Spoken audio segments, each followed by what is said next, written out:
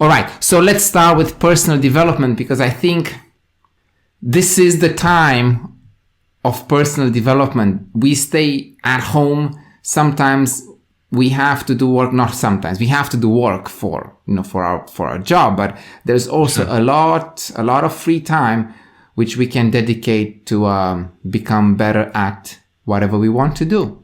So what apps do you have in mind? What software, what platforms?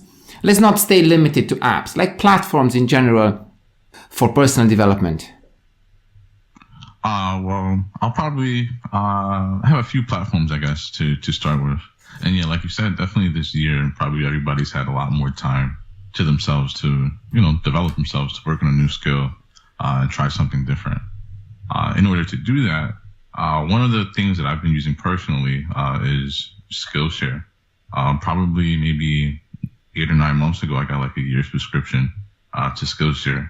I've kind of been working on things that I've always done, but haven't had enough time to develop until recently. So even things like recording videos and editing videos, I've been able to take Skillshare classes on how to use like Final Cut Pro, how to do it in a much more, I guess, organized way, so that I can use it for things like YouTube or things even for teaching or whatnot. Things I just didn't know before. And I actually had time to go through, you can take a class. It can be an hour-long class. It can be 12-hour-long class. And you can go at your own pace.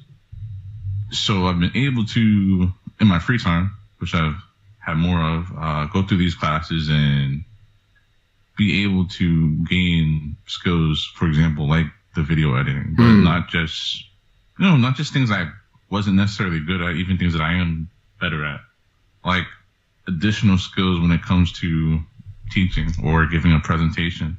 A lot of people had to adapt to using Zoom or teaching online.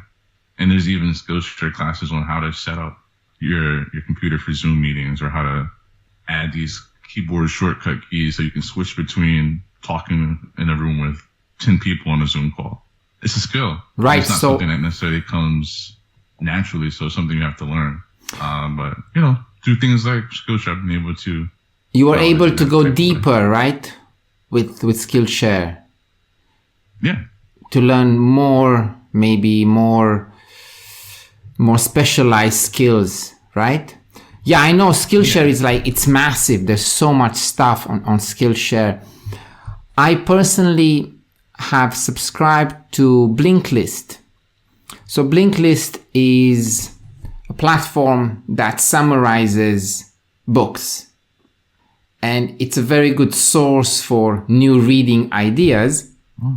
And at the same time, it's a very good source for books that I might not read, or I know that I will not read, but it would not be bad to know what they are about. Yeah. So you can go through the summary, then they have key points, there are some quotes. So you kind of get the gist of what the book is about. And by the end of their summary and presentation, then you kind of know what the writer talks about. And then you can later on maybe decide to read the book or read read something by the same author. So it kind of pretty much condenses all the information into a summary, so you can kind of get through the book and have the information without having to, take hours and hours to try to plow through it, essentially. I know sometimes people say oh, that's like cheating. You should just sit down and read the entire book. But I think there are so many books out there that you have to be very selective with what you read and what you spend your time on. And of course, you want to create a nice general knowledge, but then we also want to be specialized in our own field. So I think Blinkist and these websites that provide summaries of, let's say, important or famous books are very useful, actually. I mean, yeah, and especially for somebody like you. I mean, look behind you. You have like over 100 books. So probably being able to summarize, every new book you get recommended probably is a good skill to have, especially in the, educational profession and whatnot. Sure. You're always going to be coming across new information. Do you have any other recommendations for personal development?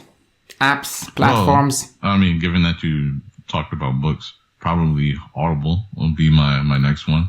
personally speaking, I've never been, at least in the past, when I was younger, I was never really big in reading and whatnot.